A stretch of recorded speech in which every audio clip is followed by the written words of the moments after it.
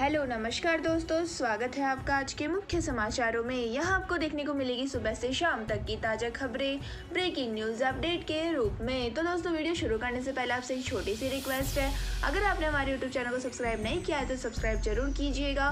तो चलो दोस्तों शुरू करते हैं आज के पहले मुख्य समाचार।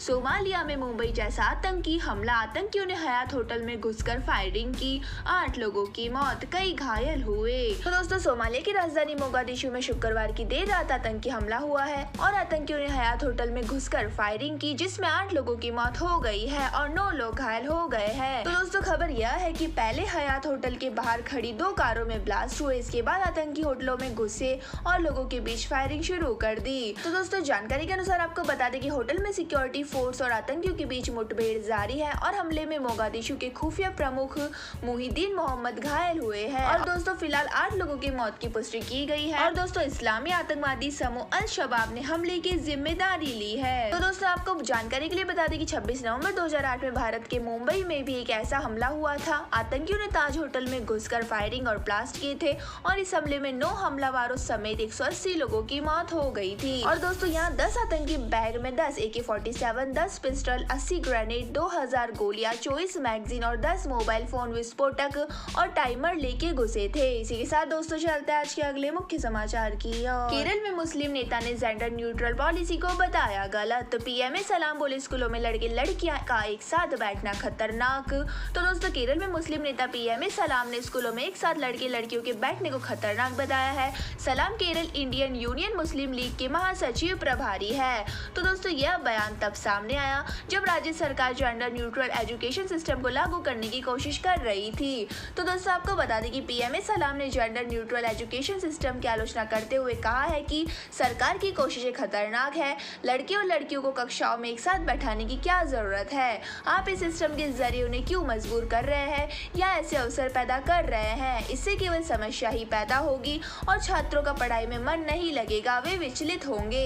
और दोस्तों उन्होंने आगे कहा कि जेंडर न्यूट्रलिटी एक धार्मिक मुद्दा नहीं बल्कि एक नैतिक मुद्दा है और सरकार छात्रों पर जेंडर न्यूट्रलिटी थोपने की कोशिश कर रही है। दोस्तों यह सिस्टम छात्रों को गुमराह करेगा और सरकार को इसे वापस लेना चाहिए। नहीं दोस्तों आपको जानकारी के लिए बता दें कि जन शिक्षा मंत्री वी शिवनकुट्टी ने भी कहा था कि विशेष स्कूलों को को-एड में बदलना सरकार की पॉलिसी है। 4 जुलाई को उन्होंने विधानसभा को बताया था कि पिनराई मंत्रालय की सत्ता में आ जाने के बाद 11 विशेष स्कूलों को को-एड में बदल दिया गया था और दोस्तों उन्होंने कहा था कि यदि अधिक स्कूल इस मामले में आगे आएंगे तो उन्हें बदला जाएगा। इसी के साथ दोस्तों चलते हैं आज के अगले मुख्य समाचार की ओर। बांके बिहारी मंदिर में दम घुटने से 2 की मौत। रात 2 बजे मंगला आरती में पहुंचे थे 50,000 लोग, क्षमता 800 की थी, 50 बेहोश होकर गिर पड़े। तो दोस्तों जन्माष्टमी पर बांके बिहारी मंदिर में रात 2 बजे मंगला आरती के दौरान दम घुटने से 2 श्रद्धालुओं की मौत हो गई है और 6 श्रद्धालुओं की तबीयत बिगड़ने के बाद उन्हें अस्पताल में भर्ती कराया गया है। तो दोस्तों घायलों को फिलहाल वृंदावन के 3 अस्पतालों में भर्ती कराया गया है और मरने वालों में 1 महिला और 1 पुरुष है। तो दोस्तों भीड़ इतनी ज्यादा थी कि 50 से ज्यादा लोग बेहोश होकर गिर पड़े। वहीं मंदिर के सेवादारों के मुताबिक अधिकारियों के परिजन छत पर बनी बालकनी से दर्शन कर रहे थे। तो दोस्तों आपको बता दें कि अधिकारियों ने अपने परिवार की सुरक्षा के लिए ऊपरी मंजिल के गेट बंद करा दिए और भीड़ का दबाव बढ़ने लगा, जिससे हादसा हुआ। वहीं दोस्तों आपको जानकारी के लिए बता दें कि बांके बिहारी मंदिर में जन्माष्टमी के अवसर पर उमड़ी भीड़ के कारण हुए हादसे के बाद यहाँ अब श्रद्धालुओं की सुरक्षा को लेकर सवाल खड़े हो रहे हैं और बांके बिहारी मंदिर में पहले भी हादसे होते रहते हैं। अगर पिछले कुछ हादसों पर नजर डाले तो ना तो मंदिर प्रबंधन ने और ना ही प्रशासन ने कोई सबक लिया और यहाँ इससे पहले इसी साल फरवरी और मार्च में 2 हादसे हुए थे जिसमें दम घुटने से 2 श्रद्धालुओं की मौत हो गई थी। इसी के साथ दोस्तों चलते हैं आज के अगले मुख्य समाचार की ओर। सोने चांदी की कीमतों में बड़ी गिरावट। इस हफ्ते चांदी की कीमत में 2000 रुपए से ज्यादा की गिरावट। सोना भी 52,000 के नीचे आया। तो दोस्तों इस हफ्ते सोने चांदी के दामों में गिरावट देखने को मिली है। IBJ की वेबसाइट के अनुसार सराफा बाजार में इस हफ्ते सोना 378 रुपए सस्ता होकर 51,802 प्रति 10 ग्राम पर आ गया है और दोस्तों इस हफ्ते की शुरुआत यानी 16 अगस्त को यह 52,180 रुपए पर था। तो दोस्तों आपको बता दें कि इस हफ्ते चांदी की कीमत 2000 रुपए से ज्यादा की गिरावट आई है और दोस्तों इस हफ्ते की शुरुआत में चांदी 57,905 रुपए पर थी जो 55,881 रुपए प्रति किलोग्राम पर आ गई है। तो दोस्तों यानी इस हफ्ते इसकी कीमत में 2024 रुपए की कमी हुई है। तो दोस्तों आपको बता दें कि एक्सपर्ट का मानना है कि इस साल मानसून अच्छा है, ऐसे में में आने वाले सोने को इसका सपोर्ट मिलेगा और इससे सोने की कीमत में तेजी देखने को मिल सकती है। और दोस्तों ग्लोबल मार्केट में भी सोने की खपत बढ़ने की उम्मीद है, जिसका सीधा असर उसकी कीमतों पर पड़ेगा और घरेलू बाजार में भी सोना महंगा हो जाएगा। इसी के साथ दोस्तों चलते हैं आज के अगले मुख्य समाचार की ओर। वर्ल्ड कप से ठीक 100 दिन पहले फीफा ने बदला शेड्यूल। अब कतर में 20 नवंबर से शुरू होगा फुटबॉल महाकुंभ, पहले 21 नवंबर से होना था। तो दोस्तों कतर में शुरू होने जा रहे फीफा वर्ल्ड कप की तारीख में बदलाव किया गया है। अब टूर्नामेंट की शुरुआत 21 नवंबर की बजाय 20 नवंबर से होगी। तो दोस्तों यह फैसला फीफा के कतर के आवेदन पर लिया है ताकि आयोजक देश कतर वर्ल्ड कप का पहला मैच खेल सके। वहीं दोस्तों टूर्नामेंट में 32 देशों की टीम हिस्सा लेगी और 150 से ज्यादा देशों में इसका प्रसारण होना है। तो दोस्तों आपको बता दें कि फीफा के इस फैसले के कारण फैंस, ब्रॉडकास्टर और विज्ञापन कंपनियां एक बड़ी उलझन में फंस गई है और फैंस पहले से ही कतर के लिए फ्लाइट और होटल बुक कर चुके हैं और मैच के लिए टिकट भी खरीद ली गई है। तो दोस्तों अब उन्हें यह सब बदलना पड़ेगा, इसके चलते उन्हें परेशानियों का सामना करना पड़ सकता है। वहीं दोस्तों कंपनियों ने बड़ी कीमतों पर विज्ञापन के लिए जगह खरीदी थी, अब उसमें बदलाव करना होगा। वहीं दोस्तों इसके कारण महीनों पहले बनाई हुई योजना में बदलाव करना पड़ सकता है। तो दोस्तों आपको बता दें कि फैंस को भी कतर में रहने के लिए जगह ढूंढने में समस्या हो रही है और फीफा के कारण वहां के होटलों के किराए भी काफी बढ़ गए हैं। और दोस्तों कतर अधिकारियों ने कहा है कि फैंस द्वारा जिस मैच की टिकट खरीदा गया है वो उस मैच के लिए वैध रहेगा और मैच देख सकेंगे।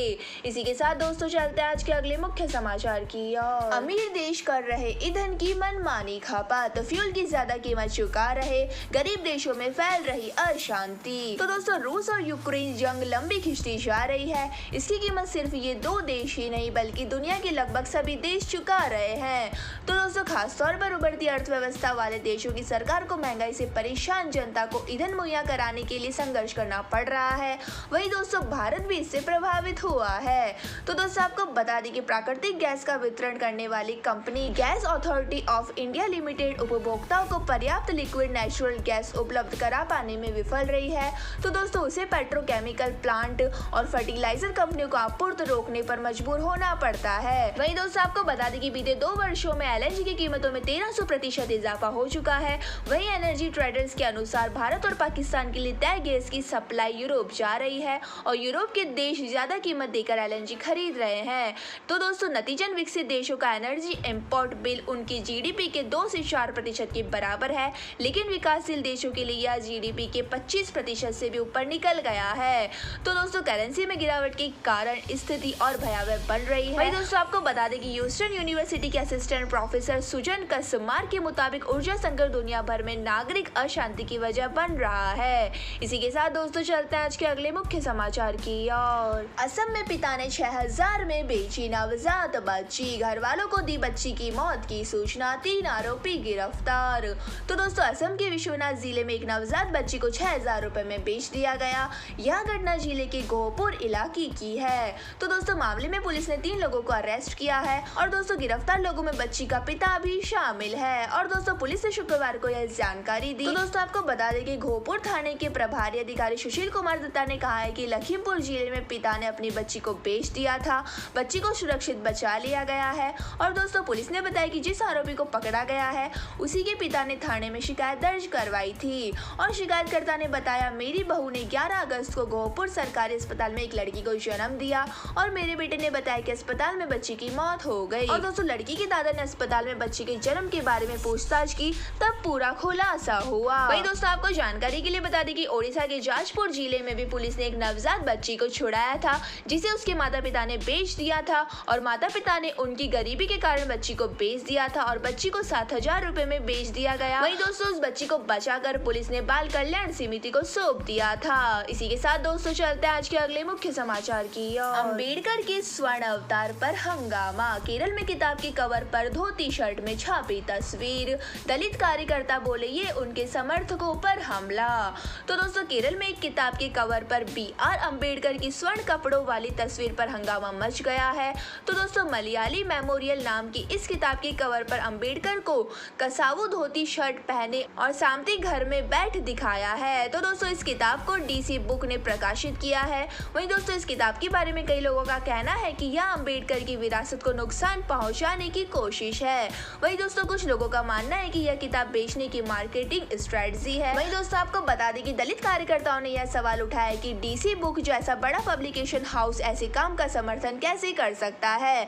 मलयाली मेमोरियल किताब को उनी आर नाम के लघु कथा लेखक ने लिखा है और इस विवाद के उठने के बाद उनी आर ने लोगों से कहा है कि वे इस कवर के पीछे की भावना को तभी समझ पाएंगे जब यह किताब पढ़ेंगे। इसी के साथ दोस्तों चलते हैं आज के अगले मुख्य समाचार की ओर। केरल में गांधी को लेकर विवाद, जहां बापू का अपमान हुआ था उसे स्मारक बनाना चाहती है भाजपा, विपक्ष इसके विरोध में। तो दोस्तों केरल में महात्मा गांधी को लेकर नया विवाद खड़ा हो गया है, जिसमें कांग्रेस समेत कई दल भाजपा के खिलाफ उतर आए हैं। तो दोस्तों दरअसल मध्य केरल के वैकोम शहर में प्रसिद्ध शिव मंदिर के ट्रस्टी का घर ताड़ी निकालने वाले कम्युनिस्ट समर्थित यूनियन का कार्यालय है। वहीं दोस्तों भाजपा की मांग है कि कार्यालय बंद कर इस घर को गांधी स्मारक के तौर पर विकसित किया जाए। तो दोस्तों विपक्षी दलों का कहना है कि गांधी के अपमान वाली जगह को स्मारक बनाना सही नहीं है। तो दोस्तों आपको बता दें कि 1925 में शिव मंदिर में दलितों ने और अन्य निचली जातियों का प्रवेश की अनुमति दिए जाने के लिए वैकोम सत्याग्रह चल रहा था और इसी आंदोलन के समर्थन में महात्मा गांधी शहर में आए थे और गांधी ने मंदिर के तत्कालीन ट्रस्टी देवन नीलकंठ नंबूदिरी से बातचीत करनी चाहिए। तब नंबूदिरी ने कहा कि रिवाज उन्हें घर से बाहर जाकर लोगों से मिलने की अनुमति नहीं देता और उन्होंने गांधी से घर आकर मिलने के लिए कहा था। तो दोस्तों गांधी उनके घर पहुंचे, लेकिन नंबूदिरी ने उनके लिए घर के बाहर पंडाल बनवाया। तो दोस्तों नंबूदिरी का मानना था कि वैश्य के प्रवेश से घर अशुद्ध हो जाएगा और नंबूदिरी घर के अंदर से ही बातचीत कर रहे थे और गांधी नंबूदिरी को मनाने में विफल रहे। तो दोस्तों आपको बता दें कि विपक्ष के नेता वीडी साठीसन ने बताया कि राज्य में पहले से कई गांधी स्मारक है और स्मारकों की जरूरत नहीं है, खासकर जहां गांधी को अपमानित किया गया है। तो दोस्तों आपको जानकारी के लिए बता दें कि मलयालम लेखक एक शराद कुट्टी ने सुरेंद्र की ओर से छेड़े गए इस नए विवाद को निचली जातियों के लोगों के साथ भाजपा का दुर्व्यवहार बताया है। तो दोस्तों यह थे हमारे आज के मुख्य समाचार। हमारी वीडियो को ज्यादा से ज्यादा लाइक करें, शेयर करें और हमें कमेंट करके जरूर बताइए कि आपको हमारी वीडियो कैसी लगती है। धन्यवाद। जय हिंद।